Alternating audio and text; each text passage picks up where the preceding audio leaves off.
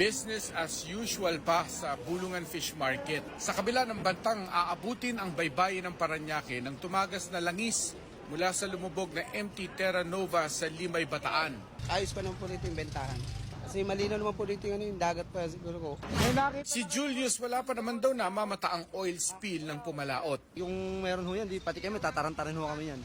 Ayon sa Philippine Coast Guard, kontrolado na ang tagas mula sa oil tanker. Sa aerial inspection ng PCG sa Metro Manila, Cavite, Bulacan at Pampanga, halos wala nang nakitang oil sheens. Pero ang dagat sa ilang barangay ng Limay, Bataan, hindi naligtas pangisdaan at paliguan base sa water quality test ng DENR. May umiiral ng fishing ban sa Limay pero may ilang napipilitang mangisda para meron man lang maiulam. Nagtsatsaga na lang kami pa kilo-kilo. Minsan mga 2 kilo, pwede na pambiling bigas. Halos hindi mabili. Hindi mabili yung isda. Kasi nga sa langis daw. Tumal kahit maglako ka. Kung hindi maaabata ng oil spill dito sa Manila Bay, ang tansya ng BIFAR aabot sa 351 million pesos ang posibleng epekto nito sa 46,000 mga mangingisda mula sa rehiyon ng Central Luzon, ng Region 4A, maging ng mga fishing community dito sa NCR sa palibot ng Manila Bay. Hindi pa nasusukat ang pinsala ng oil spill sa marine life sa ibang bahagi ng Manila Bay.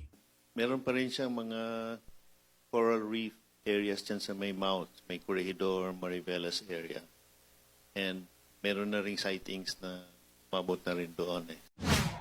Diver 1, proceed ka na sa PB1. Copy.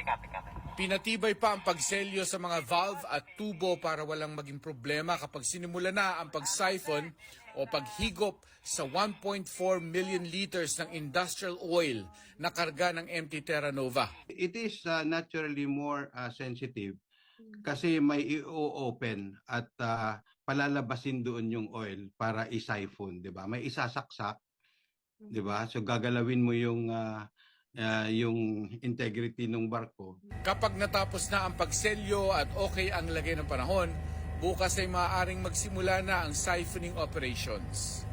Mark Salazar, nagbabalita para sa GMA Integrated News.